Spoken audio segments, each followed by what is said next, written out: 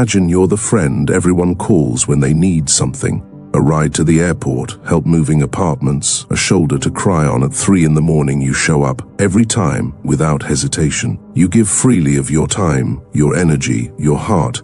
Yet somehow, as the years pass, you notice a pattern emerging from the shadows of your generosity. The same people who rely on your kindness rarely reciprocate when you're the one in need. They take your presence for granted, your availability as a given. And when someone more exciting, more successful, or simply more convenient comes along, you find yourself quietly pushed to the margins of their lives. You begin to wonder, has your kindness made you not indispensable, but disposable? This uncomfortable realization touches something deep within the human experience, a truth that challenges everything we've been taught about virtue and relationships. 5 centuries ago, a Florentine diplomat named Niccolò Machiavelli dared to articulate what many of us have felt but feared to speak. That goodness, when practiced without wisdom, can become a form of weakness that others will inevitably exploit. Men judge generally more by the eye than by the hand, he observed, suggesting that how we appear to others often matters more than what we actually do for them. Today, we'll examine what Machiavelli understood about the paradox of kindness, how our noblest impulses can sometimes become the very qualities that make us vulnerable to those who would use us. We'll explore how this ancient wisdom reshapes our understanding of virtue, relationships, and the delicate balance between caring for others and protecting ourselves. Take a breath, settle in, and let's begin. When Niccolò Machiavelli sat in his study in 1513, exiled from the political life he had devoted himself to, he faced a choice that would define his legacy. He could write what people wanted to hear about leadership and virtue, or he could write what he had actually witnessed in the corridors of power. He chose truth over comfort, and in doing so shattered one of our most cherished illusions, that goodness is always rewarded and virtue always leads to success. In The Prince, Machiavelli drew a sharp distinction between what he called virtù, the strength, adaptability, and practical wisdom needed to thrive in an uncertain world, and conventional virtue, the moral goodness we're taught to admire. This distinction cuts to the heart of why kind people so often find themselves taken advantage of. Consider the fate of Cesare Borgia's enemies, whom Machiavelli studied closely. Those who approached Borgia with pure intentions, seeking to negotiate in good faith, often found themselves betrayed or eliminated. Meanwhile, those who matched his cunning and understood the rules of power survived and even prospered. Machiavelli wasn't celebrating cruelty, he was observing a pattern that appears throughout history. The Roman Emperor Marcus Aurelius, beloved for his philosophical wisdom and moral character, left behind an empire that quickly descended into chaos under his less virtuous successors. His goodness, while admirable, had not prepared his realm for the harsh realities that followed his death. This creates what Machiavelli identified as a fundamental problem. The world often operates by rules that contradict our moral teachings. He wrote, "A man who wants to act virtuously in every way necessarily comes to grief among the many who are not virtuous. The kind person who always assumes good intentions, who gives second and third chances, who prioritizes others' comfort over their own. Boundaries inadvertently signals something dangerous to those around them, that they can be pushed, tested, and ultimately used without consequence." But here lies the deeper question that Machiavelli's observations raise. If our kindness makes us predictable, and predictability makes us vulnerable, then what invisible forces in human psychology drive others to test and ultimately exploit our generosity? The answer leads us into the shadowy realm where evolutionary instincts meet modern relationships, where our noblest impulses become signals in a game we never realized we were playing. Deep within our evolutionary past lies a sophisticated radar system that modern humans have inherited, an unconscious ability to detect who will give freely and who will exact a price. This ancient mechanism, once crucial for survival in small tribal groups, now operates silently in our offices, friendships, and family dynamics.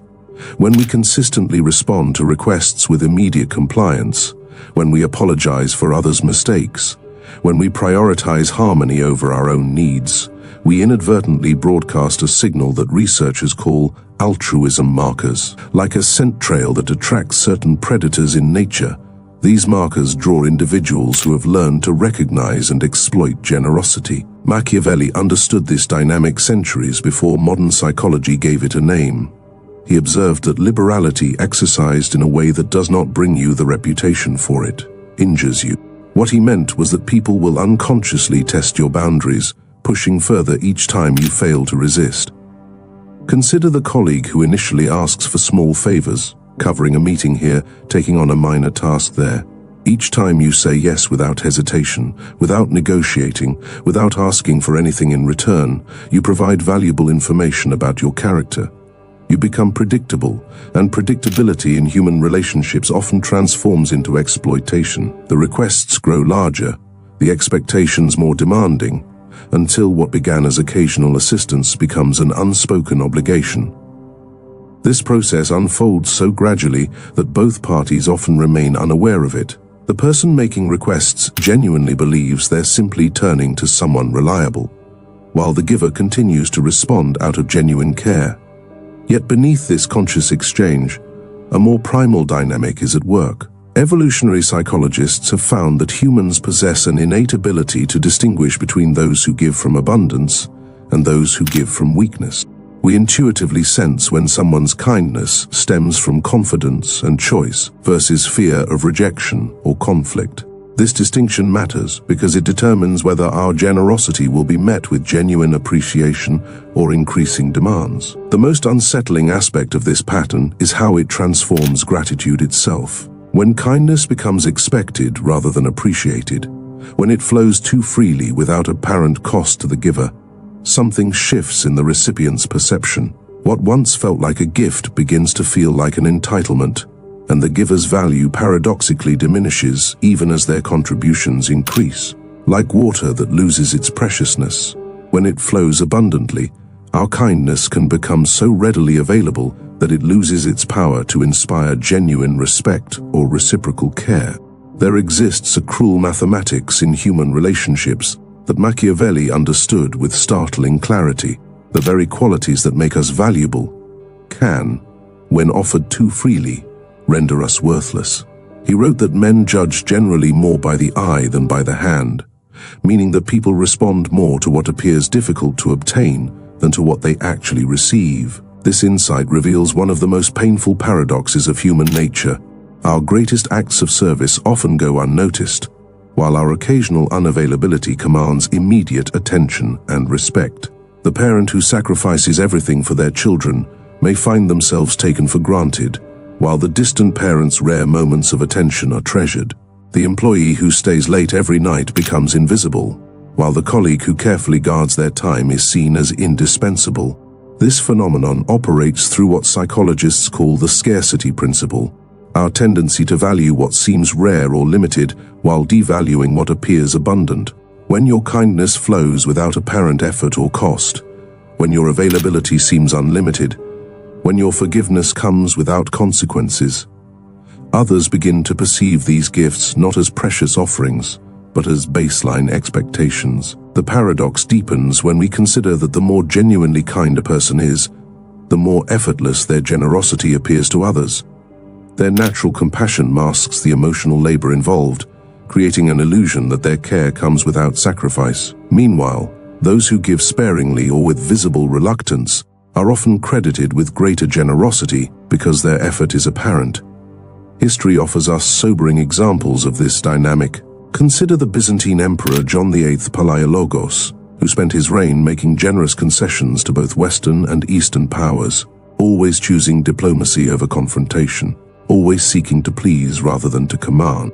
His very reasonableness made him appear weak to allies and enemies alike.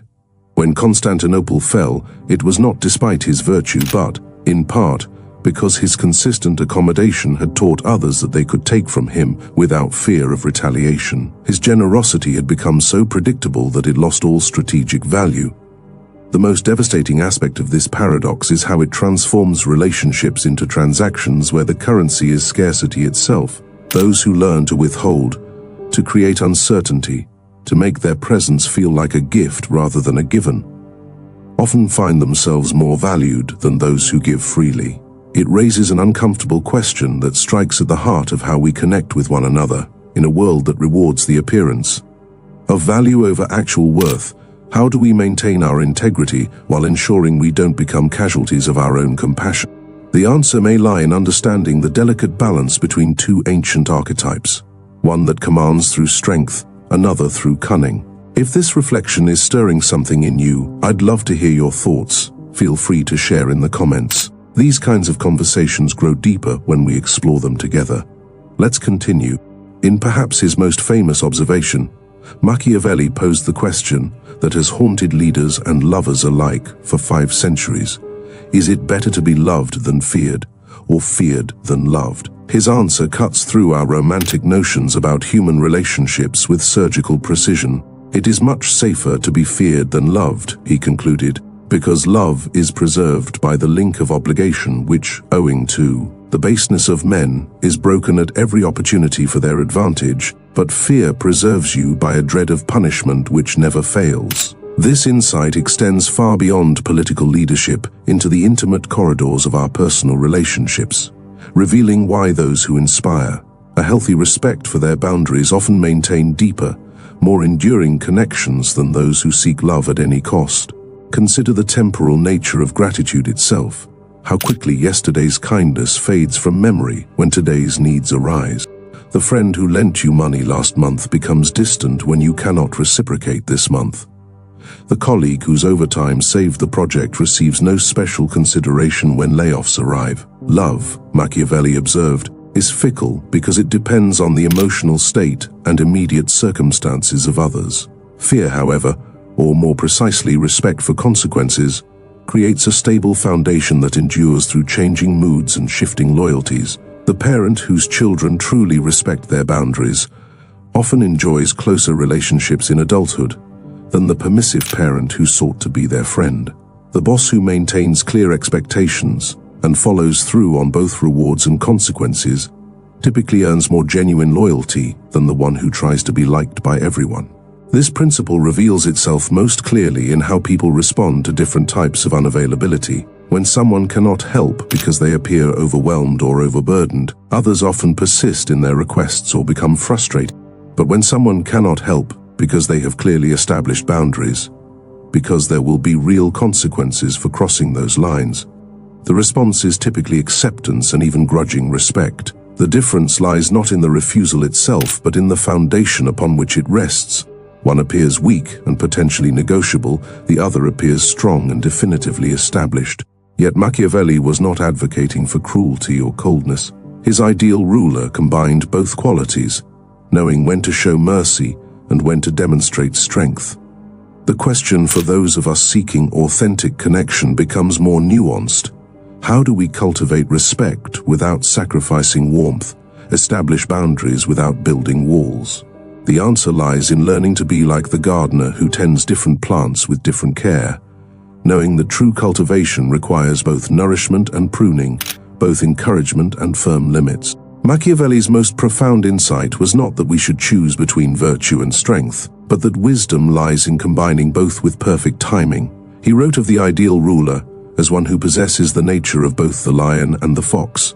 The lion's courage and strength to face direct challenges, the fox's cunning and intelligence to navigate deception and complexity. This duality offers us a way forward that honors both our moral aspirations and our need for self-preservation. Strategic kindness is not about becoming manipulative or cold.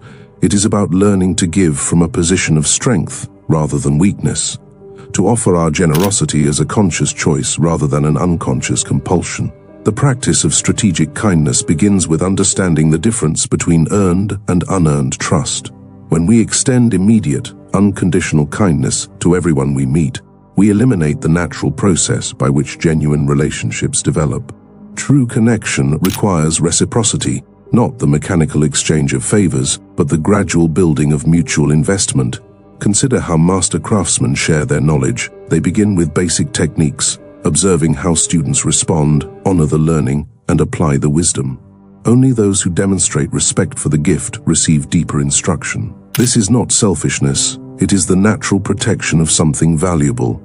Our kindness, our time, our emotional energy, these are precious resources that deserve to be treated with the same care we would give any treasure.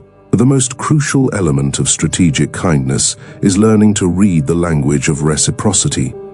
Some people naturally match energy with energy, kindness with kindness, respect with respect. Others consistently take more than they give, viewing generosity as weakness rather than strength. Strategic kindness means adjusting our approach based on these patterns. With those who reciprocate, we can afford to be generous, knowing our gifts will be valued and returned in kind.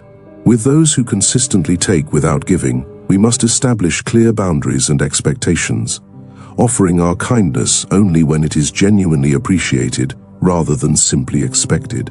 This approach requires what Machiavelli called virtue, the practical wisdom to know when to be generous and when to withhold, when to trust and when to verify, when to forgive and when to maintain consequences. It is not about becoming calculating or cold, but about ensuring that our virtues serve us rather than consuming us.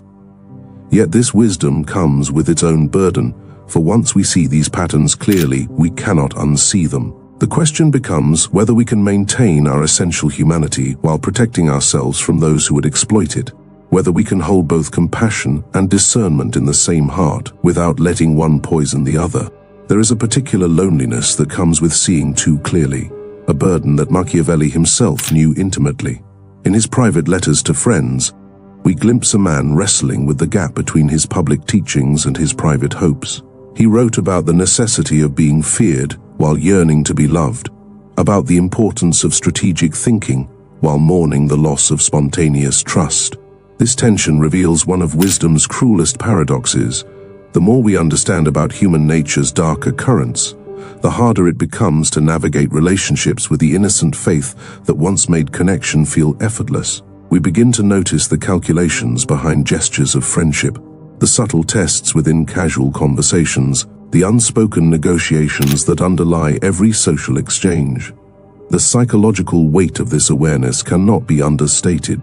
When we recognize that our kindness has made us vulnerable, when we see how others unconsciously exploit our generosity, something precious dies within us, a kind of emotional virginity that can never be fully recovered. We find ourselves analyzing motives that we once accepted at face value, questioning the sincerity of appreciation we once received with simple joy.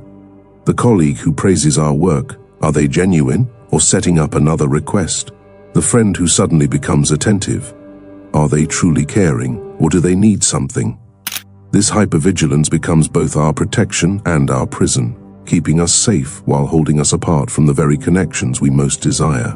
Perhaps most challenging is the way this knowledge affects our capacity for hope. The person who has learned to protect themselves from exploitation often struggles to remain open to authentic connection. We become like a burned child who flinches at any flame, unable to distinguish between the fire that destroys and the warmth that nurtures. The boundaries we build to protect our kindness from being abused can inadvertently shut out those who would genuinely treasure it. We risk becoming so skilled at reading ulterior motives that we lose the ability to recognize pure intentions when they appear. Yet Machiavelli himself suggests that this pain is not the end of the story, but a necessary passage. He understood that true strength comes not from innocence, but from choosing goodness despite knowledge of its risks. The most profound wisdom lies in learning to hold both truths simultaneously, that people can be selfish and exploitative, and that they can also be capable of genuine love and loyalty. This requires what might be called mature hope, not the naive optimism that expects the best from everyone, but the seasoned faith that continues to seek authentic connection even after countless disappointments. Like a master gardener who has learned to tend both roses and thorns, we must discover how to cultivate relationships that honor both our hard-won wisdom and our enduring need for genuine human connection. So much of what makes us human, our kindness, our willingness to give, to understand, to forgive, can seem at times like it places us at a disadvantage in a world that rewards sharp edges and guarded hearts. But as we've seen through Machiavelli's lens, the problem isn't kindness itself. It's unguarded kindness, kindness without wisdom, goodness without awareness of how it may be used against us. We began with a paradox that being kind can make you disposable. And throughout this journey, we've uncovered the deeper layers behind that idea, the way people may unconsciously exploit those who seem endlessly giving, the quiet erosion of respect that can happen when virtue is mistaken for weakness. But we've also seen that this isn't a call to abandon kindness. It's an invitation to refine it, to move from reflexive people-pleasing toward intentional, grounded generosity. Machiavelli didn't reject virtue. He simply warned that virtue without prudence can become a liability. And perhaps that's the insight we're meant to carry forward, that real strength comes not from choosing between being good or being feared, but from learning how and when to show each side. It's not about becoming cynical. It's about protecting the sacredness of our better qualities, so they aren't wasted in places where they're not seen or valued. In the end, wisdom doesn't harden us. It softens us in the right places and strengthens us where we've been too exposed. And in that balance, maybe we find a new kind of kindness, one that isn't desperate to be accepted, one that knows its own worth, one that gives not because it must, but because it chooses to, with eyes open. Thank you for reflecting with me. If this journey spoke to something in you, consider subscribing for more quiet explorations like this. And if you feel called, share your own insights below. I always appreciate hearing how these ideas meet your world.